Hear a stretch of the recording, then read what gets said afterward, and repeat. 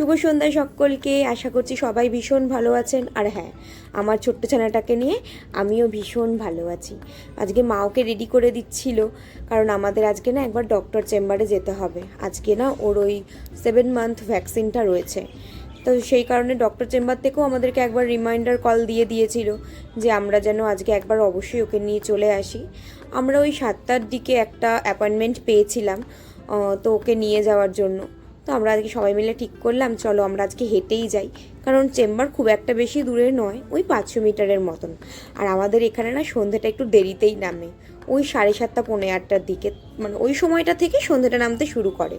আর এই সময়টা হাঁটতে না ভীষণ ভালো লাগে, ওয়েদারটা খুব সুন্দর হয়ে যায় সেই সময়। তো আমরা ঠিক করলাম চলো আমরা হেঁটেই যাই। তো আমরা ডক্টর চেম্বারে চলে এসেছি, এবার আমাদের কল টাইম। তো আমরা চেম্বারে গিয়ে ডক্টর বলল যে অঙ্গীকারের সমস্ত ফাইলগুলো দিয়ে দিতে। আমরা সব ফাইলগুলো দিয়ে দিলাম, উনি চেক করতে থাকলো। আর এরই মধ্যে কলল ওর ওয়েটটাও করে নিল। ওয়েটটা করে নিয়ে আমরা ডক্টরকে জানিয়ে দিলাম যে ওর ওয়েট এটা আছে। তো আমি ওনাকে জিজ্ঞাসা করলাম ওর এই মাস অনুযায়ী ওয়েট ঠিক আছে তো? তো ডক্টর বললো হ্যাঁ, কোনো অসুবিধা নেই, ওর মাস অনুযায়ী ওয়েট একদম ঠিক আছে, কোনো অসুবিধা নেই। এইবার যখন ডক্টর ওর ভ্যাকসিনের ওই ইয়েটা খুলছিল, তখন ওটা দেখে তো ভীষণ মনে মনে হয়তো ভাবছে এরা আমাকে নিয়ে এতক্ষণ মজা করছিল, এবার তো আমাকে ঠিক ভুলিয়ে ভালিয়ে সুইটা লাগিয়েই দেবে।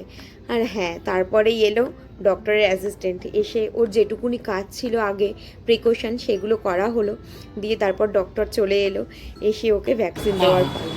তো ভ্যাকসিন দেওয়ার সময় ও এবার খুব একটা কাঁদেইনি, খুব অল্পই কেঁদেছে। আমি নিজেও অবাক হয়ে গেলাম যে যেইবারও খুবই চিৎকার চেঁচামেচি করে, এবার দেখলাম খুব অল্প একটু কেঁদে আবার নিজেই চুপ করে গেল।